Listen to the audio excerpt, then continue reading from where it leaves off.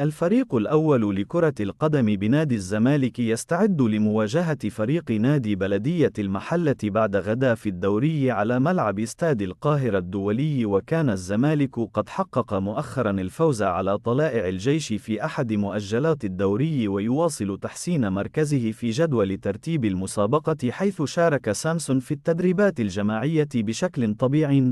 وأيضا خاض البنيني الفقرة البدنية والتأهيلية، وأيضا الجزء الخطي.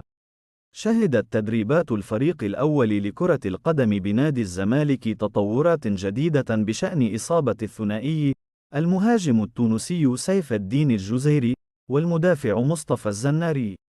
وعانى الثنائي من إصابات خلال الفترات الأخيرة تسبب في الابتعاد عن مباريات الفريق مؤخرا في مسابقة الدوري. سيف الجزيري خاض اليوم تدريبات تأهيلية من خلال برنامج تأهيلي